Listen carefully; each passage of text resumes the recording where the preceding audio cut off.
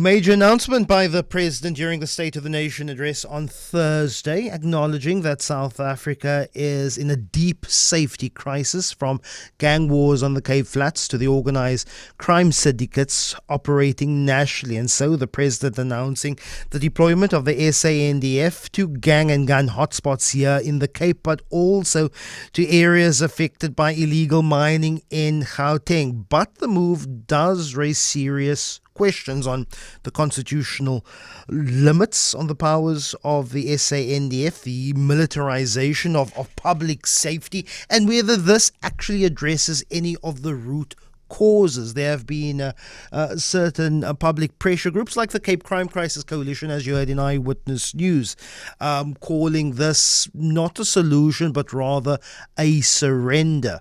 They argue that the SANDF and gun hotspots only brings in the bullets. It doesn't bring in the budget to resolve the deep-rooted issues of when it comes to gang and gun violence, particularly in Cape Town. Deputy Minister of Defence and Military Veterans Bantu Holomisa joins me now. Deputy Minister, really appreciate your time.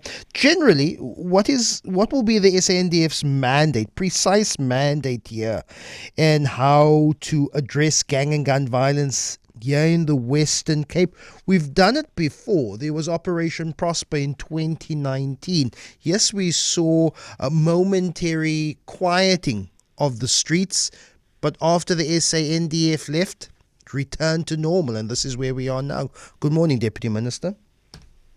Good morning.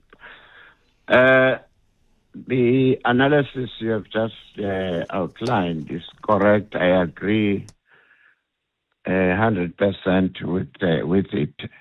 The truth of the matter is that we must begin to analyze and understand the root cause of these gangsters and those who are also involved in illegal mining. Who is behind these exercises? For instance, if the gangster is fighting about the control of the territory to sell drugs and so on, where are these drugs coming from? Where are they manufactured? Who is bringing drugs from outside? Surely it can't be these young boys who are in the townships and so on, conducting people in South America to bring drugs here. So we have to make sure that when we brief our troops, at least we know the intelligence tells us that these drugs come from that, and this is the port they use, and the people who are behind this are living in lush golf estates or in places like Camps Bay and so on and so on. So we are not going to just go focus and concentrate only on those young boys who are running out in the street only, but let us go back.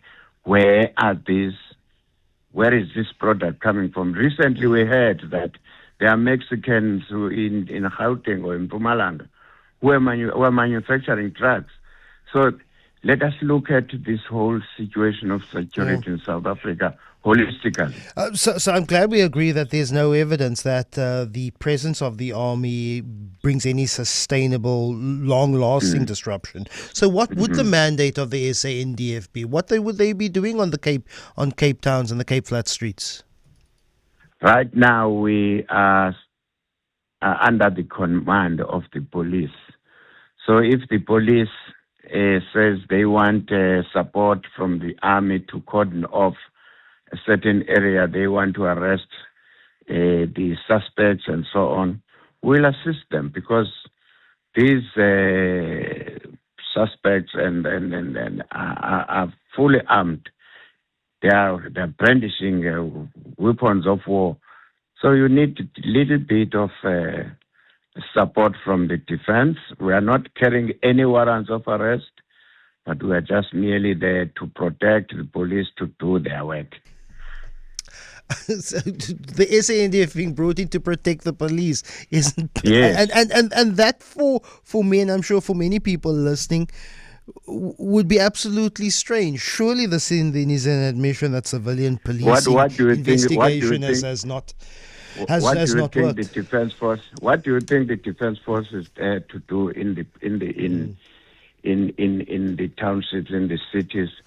The law says protect, assist the police who are not having any warrants of arrest. So relax. In following the last deployment that we had of the SANDF in not Operation Prosper, I'm talking about during COVID-19, there were tens, if not hundreds of millions of rands paid in compensation in civil claims, not just by the South African Police Service, but by the SANDF as well. That speaks to me is that we have a security service, whether it be a civilian or whether it be a defense force, that does not know its operational aim and mandate and the way it does business not in line with the South African Constitution.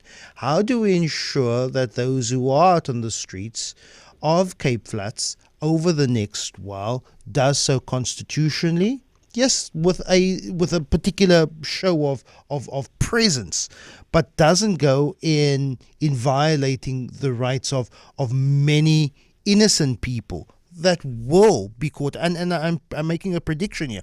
We will have a case when we have an innocent person not affiliated to gang or gun activity simply because he meets a particular stereotype, will be targeted, will be slapped around, may even be arrested. How do we prevent that? Well, I think we must be honest to ourselves. We have never been involved in this as the current executive in that exercise. But if there are, as you claim, there are people who claim millions because of the military which was deployed there, we will ask the CFO of the National Defense Force to verify the authenticity or otherwise of the so-called claims. And then if they are there, we must make sure that the troops we deploy, they do understand the mission they are about to embark upon. And also make sure that you deploy troops with competent leaders which are going to instill discipline 24 hours. So I cannot say we will fold our arms, but we must learn from the allegation you are telling us, subject to, of course, rather notwithstanding the fact that the Department of Defense had to not to be intimidated, but to stick to the orders given by the president. Really appreciate your time. Deputy Minister of Defense and Military Veterans, Bantu Holomisa, how do you feel about the announcement of a SAND deployment to areas affected by gangs and guns? I feel some way about it. For me, it means that there is an admission that civilian policing investigation has failed. But not only that, dealing with the root causes of why particularly young men turn to gangs and guns. That has failed. And the SANDF deployment is the proverbial band-aid over a bullet wound.